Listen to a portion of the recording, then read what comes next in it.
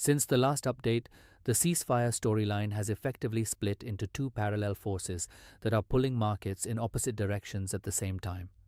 This is the moment where the narrative fragments, creating a complex dual-track environment for every global trader. Welcome back to Yearn to Grow. This channel is about understanding finance and insurance clearly and calmly. No pressure, no shortcuts, just clarity. Today, we break down why the ceasefire isn't what it seems. We are seeing a diplomacy track that stays alive through Pakistan but remains indirect and conditional, and a pressure track that's getting stronger by the day. These two tracks are the primary drivers of today's price action. It is this pressure track that is now doing most of the heavy lifting in oil, gold, and overall risk sentiment. To navigate this, you must understand that one track offers hope, while the other enforces reality. On the diplomacy side, the key point is no longer messages are being passed. It is that the sequencing fight is still wide open.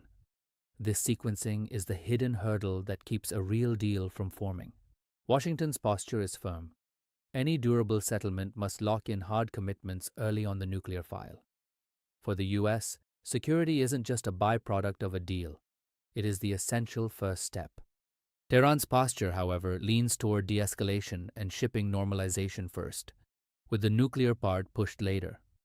They want to see the economic benefits before committing to the heavy lifting of nuclear oversight. That mismatch is why you keep seeing that talks exist, but a breakthrough doesn't print. The world is watching the talks, but the markets are watching the gap between these two fundamental starting points. Pakistan's role in this phase is more about keeping the pipeline open than guaranteeing a deal. Islamabad is the neutral ground where the indirect dialogue can breathe without the pressure of immediate public scrutiny. When you see Islamabad's security restrictions and a lockdown-like atmosphere around diplomatic moments, treat that as readiness for sudden meetings, not as a sign that an agreement is already done. It is preparation, not celebration. Meanwhile, the pressure track has visibly intensified, and this is the part that anchors oil and keeps commodities headline sensitive. This track isn't about dialogue. It's about the physical projection of economic and naval power. The market read is that the US is comfortable extending economic leverage through maritime enforcement, port restrictions, and sanctions-style squeeze without needing a quick handshake outcome. They are playing the long game. This means the ceasefire can hold on paper while the economic conflict stays hot in the water. For a trader, the absence of missiles does not mean the absence of risk. The risk is now financial and structural. That combination makes the Strait of Hormuz the center of gravity for everything. It is not just a geopolitical headline, it is the physical choke point that decides the global energy bill. It is the pulse of the market. It decides whether the risk premium in crude collapses or stays inflated. Right now, real-world conditions are still not back to normal. Despite what some headlines claim, the flow is far from being reliably restored. Yes, there can be occasional signals that tightly controlled passage is possible, but that is not the same thing as broad commercial normalization. Normalization requires trust, and trust is currently at an all-time low in these waters. Until normal traffic returns in a reliable way, markets will keep paying insurance in the oil price. That premium is the cost of uncertainty, and it's a tax on every consumer and business globally. Now translate that into trading logic for the New York session. By the time New York liquidity is active, the global news cycle has already churned through the Asian and European perspectives. New York is the amplifier. Even a single line about blockade extension, shipping incidents, or new enforcement can create a one-way move. US liquidity, media velocity, and commodity desks are all running at full speed, looking for any edge. For oil, the bias stays supported as long as the market believes two things. Shipping is not truly normalized, and pressure is not easing. As long as these conditions persist, the floor for oil remains elevated. Oil doesn't need fresh airstrikes to stay bid, it only needs uncertainty to persist. In this kind of tape, oil can grind up on risk premium and then spike on any negative catalyst, catching many traders off guard. The only clean bearish oil catalyst is something that reduces the probability of disruption, not a vague talks continue line. The market is tired of words. It is waiting for physical proof of safety. What cools oil is credible proof that shipping is reopening in practice and enforcement risk is measurably reduced. This is a high bar to clear in the current climate, but it's the only path to a significant price drop. Gold is trickier, and this is where most content stays shallow, so let's go deeper. Gold is being pulled by two engines: geopolitical demand for a safe haven versus the rates and inflation engine. In this environment, oil is the bridge between geopolitics and inflation expectations. When crude stays elevated, markets start thinking inflation will be stickier, forcing central banks to remain hawkish for longer. This means central banks are less dovish and yields are supported, which can cap gold even when headlines are tense. This creates a confusing environment where geopolitics looks gold bullish, but gold dips anyway. The macro channel says higher oil is effectively tightening financial conditions. This is the realization moment for many. The inflationary impact of high oil can sometimes outweigh the safe haven allure of gold. Gold's behavior into New York depends on which force wins. If the session stays free of fresh escalation, the rates channel can dominate and gold can remain heavy or choppy while the dollar stays supported. But if you get a genuine shock headline, talks collapsing into retaliation, or a shipping incident that threatens wider passage, then safe haven demand can override the yield's headwind and gold can jump quickly. The clean framework for you is this: oil reacts first because it prices physical disruption.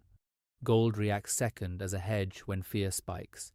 Then USD, JPY, and equities translate it into general risk. Now add the India layer clearly, because this story hits India faster than most realize. For India, elevated oil is the macro tax. It's a direct hit to the country's economic momentum and inflation outlook. When crude stays supported by Hormuz risk and enforcement headlines, it feeds into inflation expectations, current account pressure, and the rupee narrative. India's sensitivity to imported energy is its structural weakness. Even if domestic earnings are positive, high crude can cap risk appetite. This shows up through multiple channels at once, raising freight and input costs across the entire Indian economy. It's a systemic pressure.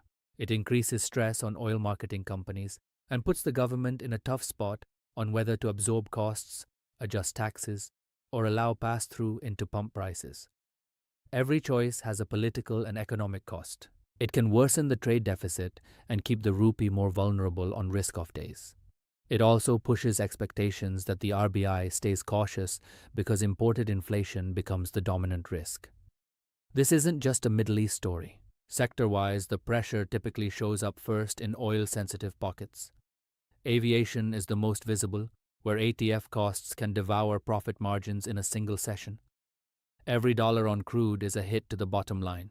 Logistics and paints also feel the burn immediately. These are businesses with heavy fuel or chemical inputs that are directly tied to the price of a barrel. Their operational costs are no longer under their control. On the consumer side, even without immediate price changes, sentiment reacts because people feel the fuel inflation threat quickly. This isn't just a number on a chart, it's a threat to the household budget. To truly master this, keep cycling through headline, mechanism, market reaction, and what would invalidate it. This loop is your defense against emotional trading and shallow analysis. Understand the why behind the what. The first mechanism is the sequencing deadlock. Washington wants nuclear first, Tehran wants shipping first. This mismatch is the core reason for the stalemate. Until this is resolved, the talks are just a surface narrative. Without an agreement on which comes first, any talk of a breakthrough is premature. Markets know this, which is why they remain skeptical despite the diplomatic activity.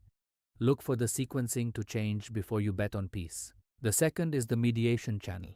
Pakistan is the conduit, not the guarantee. Islamabad's role is to facilitate, but they cannot force a resolution. They provide the room, but the players must still choose to play. Watch for readiness for sudden meetings in Islamabad. This is your early warning system. But remember, readiness is not the same as agreement. The road from a meeting to a deal is long and full of potential roadblocks. The third is pressure escalation. Ports, sanctions, and maritime control are the new tools. This isn't traditional warfare. It's an economic siege. The US is using its control over the financial and maritime systems to exert its will. This pressure can stay hot even when talks continue. It's a way to negotiate from a position of strength. For the market, this means the risk of disruption is ever present, regardless of the tone of the diplomatic messages. The fourth is shipping reality, normalization versus symbolic passage. A few ships moving with guards is not a reopening. A truly open strait means commercial ships moving freely without fear or extra insurance. We are currently far from that goal. Symbolic passage is just that, symbolic. It doesn't change the underlying math of oil risk. Watch for the return of broad commercial traffic as your ultimate signal of de-escalation. Now let's look at the scenario buckets. First, the de-risking headline. This requires credible movement towards shipping normalization or softened conditions from either side. This is the fear unwind scenario. If this happens during US hours, expect a sharp unwind in oil's fear premium. Gold could also soften as the demand for a safe haven diminishes. This is the scenario that everyone hoping for a quick peace is betting on. Second, the status quo grind. No major headline, pressure continues, and shipping remains constrained. This is the most likely scenario in the near term. It's a slow burn that tests the patience of every investor. In this bucket, oil stays firm and supported by the ongoing uncertainty. Gold remains mixed to soft as yields continue to dominate the narrative. It's a difficult tape to trade, where discipline is more important than speed. Third, the risk shock, a naval or shipping incident, a fresh hard rejection, or a new enforcement escalation. This is the black swan event that no one wants, but everyone must prepare for. It's the sudden break in the status quo. This spikes oil and pulls gold up hard as fear overrides everything else. Equities and FX will flip into a hard risk-off mode. In this scenario, liquidity is king, and quick reactions are the only way to survive the volatility. As we conclude, remember what not to do. Don't treat talks happening as bullish by itself. Words are cheap in geopolitics. Actions are what matter. A talk without a resolution is just another form of stalling. Don't treat a single controlled transit as a reopened Hormuz. The market needs reliability, not exceptions. One ship doesn't make a trade route, and it certainly doesn't remove the risk premium from crude oil. And don't assume gold must rally just because geopolitics exists. The rates channel is a powerful counterforce. In a high-yield environment, gold has to fight against the opportunity cost of holding it. Focus on the oil to inflation, to yields chain. Always ask, what would invalidate my current view? If you are bullish on oil, what would prove you wrong? Credible movement toward peace is the answer. If you can't define what would make you change your mind, you're not trading, you're gambling. The best traders are the ones who are willing to admit they are wrong and pivot quickly. Geopolitics is fluid. Your strategy must be too. Don't fall in love with your thesis. Fall in love with your process and your discipline. That is how you win. In summary, watch the two parallel forces: diplomacy through Pakistan and pressure through economic enforcement. They are the twin engines of today's market complexity. Don't look at one without the other. Remember that Hormuz is the center of gravity. Everything, oil prices, gold rallies, and India's economic health, eventually flows back to this 21-mile wide strait. It is the most important geography in finance today. And finally, always track the chain, from oil to inflation to yields to gold. This is the macro logic that dictates the multi-asset moves we see every New York session. Understand the chain, and you understand the market. As a great leader once said, clarity comes not from the absence of noise, but from the focus on what truly matters amidst the storm. Stay focused on your goals, stay disciplined in your process, and yearning to grow will follow naturally. If this explanation helped you see things a little more clearly, that is exactly what this channel is meant for. We will continue breaking down finance and insurance concepts step by step in a way that feels practical and manageable. If you find this helpful, please like the video, subscribe to the channel, turn on notifications so you do not miss future videos.